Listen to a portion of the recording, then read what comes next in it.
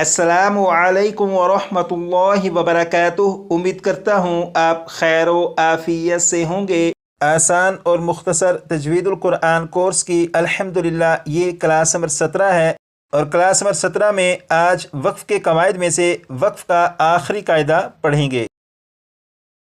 यहाँ पर देखें, लिखा है अगर किसी लफ्ज़ के आखिरी हर्फ पर, अगर किसी लफ्ज़ के आखिरी हर्फ पर 6 मरतबा पढ़ेगा।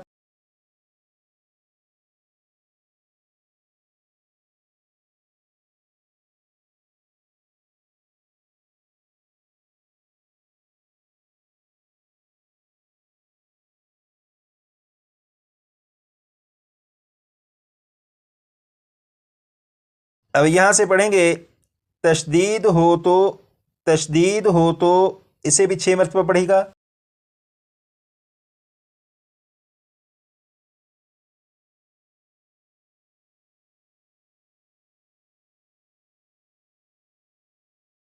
अब यहाँ से पढ़ेंगे जब उस लफ्ज़ पर वक्फ़ करेंगे, जब उस लफ्ज़ पर वक्फ़ करेंगे 6 मरतबा पढ़ेगा।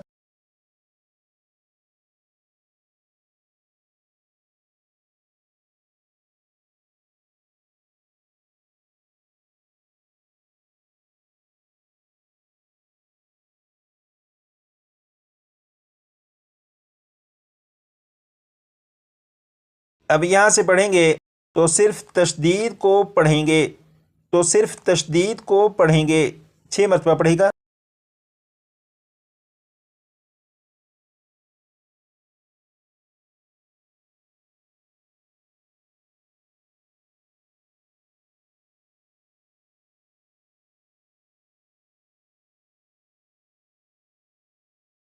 आपने पढ़ा अगर किसी लफ्ज़ के आखिरी हर्फ पर तशदीद हो तो जब उस लफ्ज़ पर वक्फ़ करेंगे तो सिर्फ तशदीद को पढ़ेंगे। इसका मतलब यह है कि कुरान पाक को पढ़ते हुए अगर किसी ऐसे लफ्ज़ पर वक्फ़ करें कि उस लफ्ज़ के आखिरी हर्फ पर तशदीद हो, तो जब उस लफ्ज़ पर वक्फ़ करेंगे तो उस लफ्ज़ के आखिरी हर्फ पर जो तशदीद हो उस तशदीद को तो पढ़ेंगे, लेकिन उसके अलावा उस हर्फ के ऊपर जो हरकत वगैरह होगी उसे नहीं पढ़ेंगे।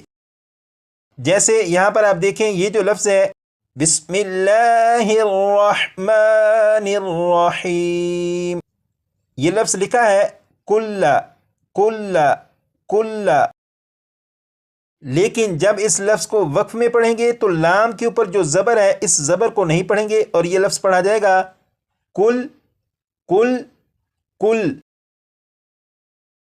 इसी तरह यहाँ पर देखें, ये जो लफ्ज़ है इस लफ्ज़ का आखिरी हर्फ नून, और नून के ऊपर तशदीद है, और आपने क्लास नंबर 2 में पढ़ा था कि नून मुशद्दद और मीम मुशद्दद में हमेशा गुन्ना होता है।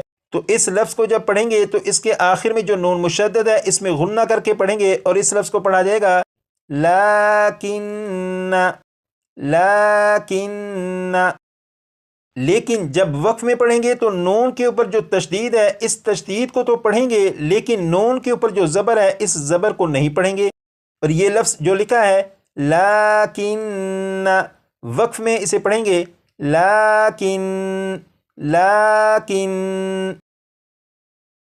इसी तरह ये जो लफ्ज़ है इस लफ्ज़ को देखिएगा, इस लफ्ज़ का आखिरी हर्फ रा, रा के ऊपर तशदीद भी है और रा के ऊपर 2 पेश भी हैं, और ये लफ्ज़ लिखा है मुस्तमिर्रुन मुस्तमिर्रुन।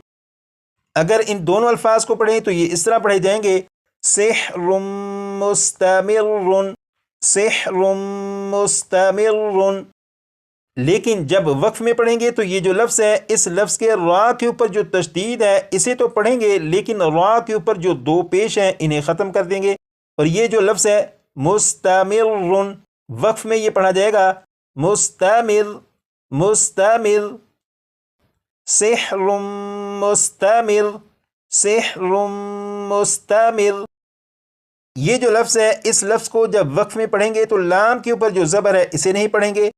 इस लफ्ज़ को जब वक्फ में पढ़ेंगे तो नून के ऊपर जो ज़बर है इसे नहीं पढ़ेंगे। इस लफ्ज़ को जब वक्फ में पढ़ेंगे तो रा के ऊपर जो 2 पेश हैं इन्हें नहीं पढ़ेंगे।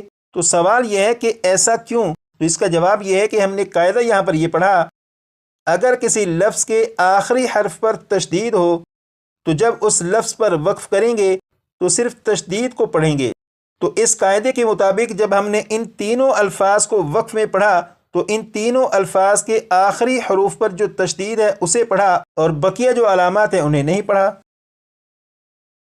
یہ والا جو قاعدہ ہے یہ آپ نے کلاس نمبر 16 میں پڑھا تھا۔ کھڑا زبر، حروف مدہ اور ساکن حرف وقف میں تبدیل نہیں ہوتے۔ یہ جو لفظ ہے اس لفظ میں لام کے اوپر کھڑا زبر ہے، تو اس لفظ کو اگر بغیر وقف کے پڑھیں تو یہ پڑھا جائے گا وَتَوَلَّا وَتَوَلَّا، لیکن جب وقف میں پڑھیں تو وقف میں بھی یہ اسی طرح پڑھا جائے گا وَتَوَلَّا، یعنی وقف اور بغیر وقف کے دونوں صورتوں میں یہ اسی طرح پڑھا جائے گا۔ تو ایسا کیوں؟ اس کی وجہ یہ ہے کہ قاعدہ یہ ہم نے پڑھا کہ کھڑا زبر، حروف مدہ اور ساکن حرف وقف میں تبدیل نہیں ہوتے، تو یہاں پر کیونکہ لام کے اوپر کھڑا زبر ہے اس لیے جب یہاں پر وقف کریں گے تو کھڑا زبر کو پڑھیں گے۔ یہاں پر دیکھیں یہ پارہ نمبر 30 ہے، اور پارہ نمبر 30 میں یہ جو ریڈ کلر کا نشان ہے یہاں پر توجہ دیجیے گا۔ یہ جو لفظ ہے یہ ہے یزکا، اگر اسے وقف میں پڑھیں تو وقف میں بھی اسی طرح پڑھا جائے گا، اس میں کوئی تبدیلی نہیں ہوگی، اور وقف میں بھی یہ پڑھا جائے گا یزکا۔ تو اس لفظ کے آخری حرف پر وقف میں اس لیے کوئی تبدیلی نہیں کریں گے کیونکہ یہاں پر کاف کے اوپر کھڑا زبر ہے، اور جب وقف کریں گے تو کھڑا زبر کو پڑھیں گے۔ لیکن یہاں پر سوال یہ ہے کہ ہم نے آج کی کلاس میں جو قاعدہ پڑھا وہ یہ ہے کہ اگر کسی لفظ کے آخری حرف پر تشدید ہو تو جب اس لفظ پر وقف کریں تو صرف تشدید کو پڑھیں گے۔ تو یہاں پر کاف کے اوپر تشدید بھی ہے اور کھڑا زبر بھی ہے، تو جب یہاں پر وقف کریں گے تو ہونا تو یہ چاہیے تھا کہ کاف کے اوپر جو تشدید ہے اسے پڑھتے، کھڑا زبر کو نہ پڑھتے، لیکن ایسا نہیں کیا۔ تو اس کی وجہ کیا ہے؟ اس کی وجہ یہ ہے کہ تشدید کا جو قاعدہ ہے وہ بھی اپنی جگہ پر بالکل درست، کھڑا زبر کا جو قاعدہ ہے وہ بھی اپنی جگہ پر بالکل درست، لیکن یہاں پر دونوں قاعدے اکٹھے آ چکے ہیں۔ تو جب ایسا ہو کہ یہ دو قاعدے اکٹھے آ جائیں تو پھر تشدید کے قاعدے کے مطابق عمل نہیں کریں گے بلکہ کھڑا زبر کے قاعدے کے مطابق عمل کریں گے، اور وقف میں کھڑا زبر کے قاعدے کے مطابق کھڑا زبر کو ایک الف کے برابر کھینچ کر پڑھیں گے۔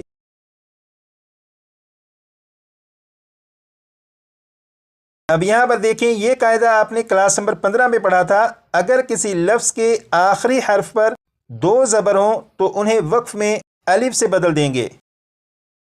جیسے یہاں پر آپ دیکھیں یہ جو لفظ ہے یہ ہے الفافن، یہاں پر فا کے اوپر دو زبر ہیں، تو جب یہاں پر وقف کریں گے تو دو زبر کو الف سے بدل دیں گے، اور یہ جو لفظ ہے الفافن، یہ الفافن نہیں پڑھا جائے گا بلکہ وقف میں یہ پڑھا جائے گا الفافا۔ اب یہاں پر دیکھیں یہ ہے پارہ نمبر 30، اور یہاں پر یہ جو بلو کلر کے نشان ہیں ان پر توجہ دیجیے گا۔ یہ جو لفظ ہے یہ ہے صبن، صبن، وقف میں اسے پڑھیں گے صبا، صبا، یعنی دو زبر کو الف سے بدل کر۔ یہاں پر ایک سوال یہ ہے کہ یہاں پر با کے اوپر تشدید بھی ہے اور با کے اوپر دو زبر بھی ہیں، اور آج کی کلاس میں تشدید کا جو قاعدہ ہم نے پڑھا وہ یہ تھا کہ اگر کسی لفظ کے آخری حرف پر تشدید ہو تو جب اس لفظ پر وقف کریں گے تو صرف تشدید کو پڑھیں گے۔ تو یہاں پر جب ہم نے وقف کرنا تھا تو ہونا تو یہ چاہیے تھا کہ یہاں پر جو با ہے، با کے اوپر جو تشدید ہے یہ تشدید کو تو پڑھتے، لیکن با کے اوپر جو دو زبر ہیں انہیں نہیں پڑھنا چاہیے تھا، لیکن ہم نے ایسا نہیں کیا۔ تو اس کی وجہ یہ ہے کہ تشدید کا اپنا قاعدہ اور دو زبر کا اپنا قاعدہ ہے، تو جب یہ دونوں قاعدے اکٹھے آ جائیں تو ان دونوں میں سے جو دو زبر کا قاعدہ ہے اس قاعدے کے مطابق پڑھیں گے، اور یہ جو لفظ ہے صبن، وقف میں سے صبا پڑھیں گے، اور یہ پورے قرآن پاک میں اسی طرح سے ہوگا کہ اگر تشدید اور دو زبر کا قاعدہ اکٹھا آ جائے تو دو زبر کے قاعدے کے مطابق عمل کریں گے۔ اور یہ جو میں آپ سے بار بار گزارش کرتا ہوں کہ آپ اپنے سبق کو اتنی مرتبہ پڑھیں گا تاکہ یہ آپ کو یاد ہو جائے، آپ اپنے پچھلے اسباق کو اتنی مرتبہ پڑھیں گا تاکہ وہ مزید پختہ ہو جائیں۔